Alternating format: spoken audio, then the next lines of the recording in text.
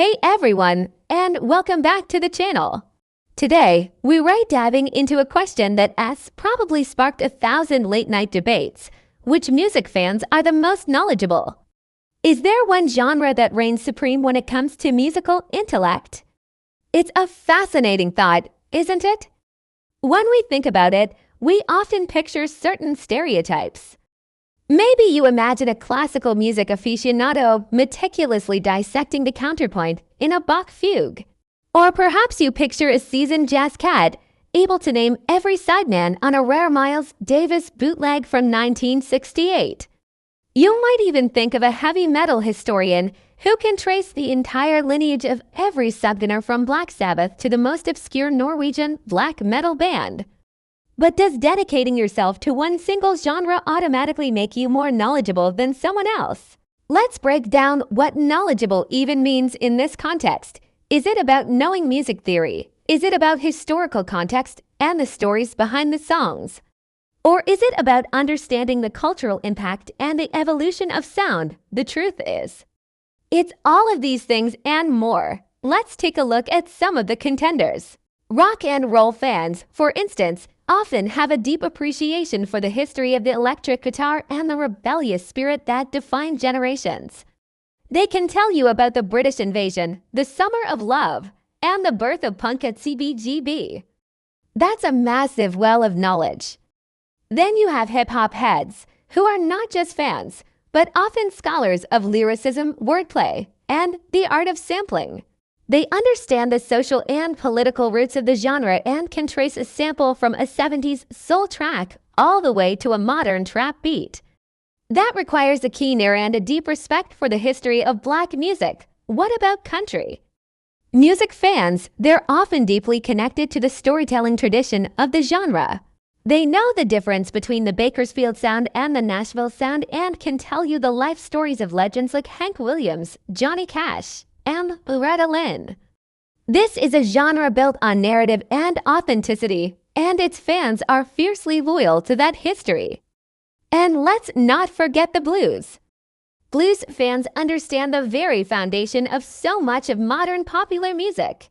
They appreciate the raw emotion, the technical skill of a perfectly bent note, and the historical weight that every 12-bar progression carries.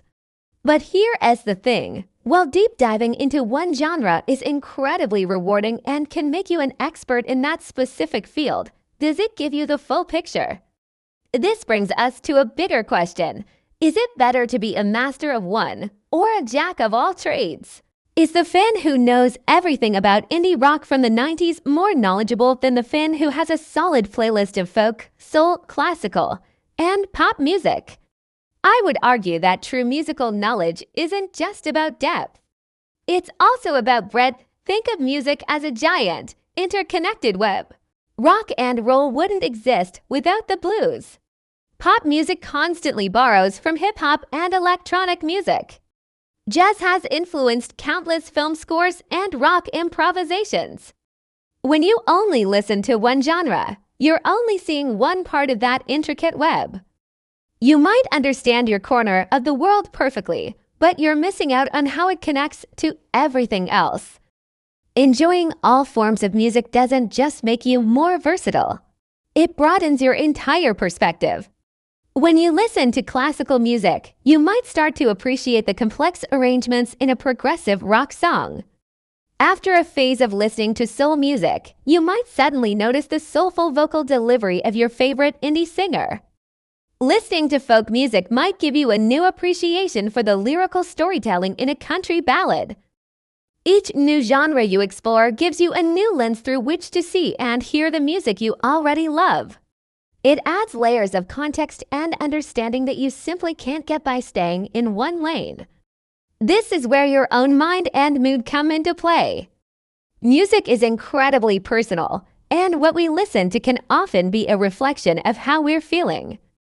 Some mornings, you might need the energy of a high-tempo alternative rock playlist to get you going. On a quiet, rainy afternoon, you might crave the introspection of a folk album or the soothing complexity of a jazz trio.